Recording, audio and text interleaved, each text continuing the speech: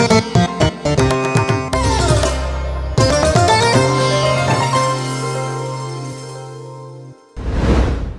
প্রিয়জনেরা, প্রভু যীশু আপনাদেরকে অনেক বেশি প্রেম করেন।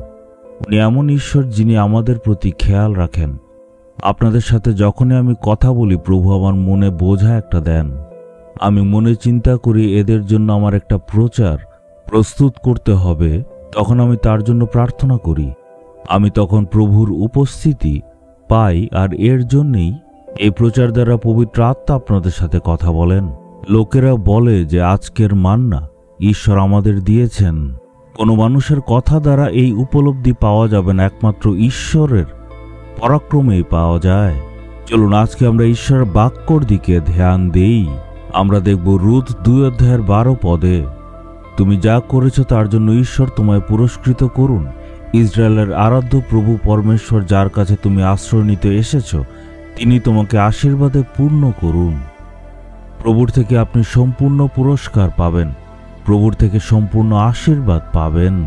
এই বাক্যটা কত সুন্দর, ঠিক না?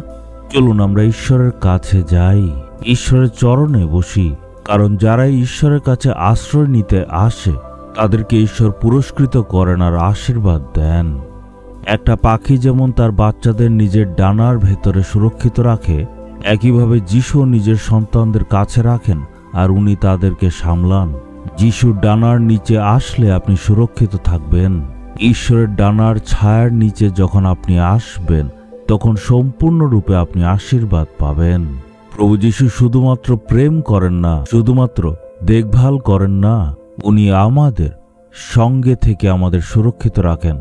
হয়তো আপনার জীবনে কিছু অভাব আছে, শারীরিক রূপে কষ্টে আছেন, সন্তানদের অবস্থা ভালো না বা কোনো রোজগার নেই, সন্তানদের বিয়ে হচ্ছে না, আর্থিক অবস্থা বেশি ভালো নয়, কোনো চাকরি নেই, আপনার জীবনে অনেক রকম সমস্যা রয়েছে।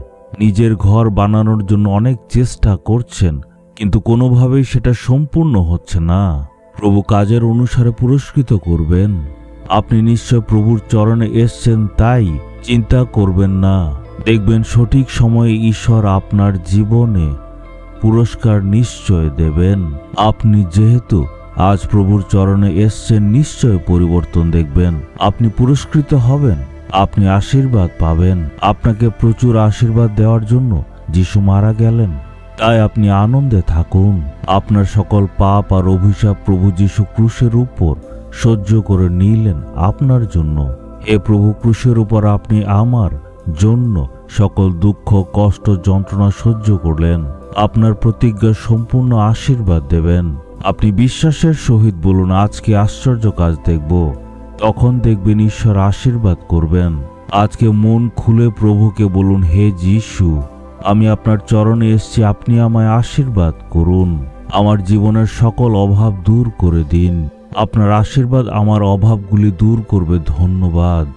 যিশুর নামে চাইলাম, আমেন, আমেন।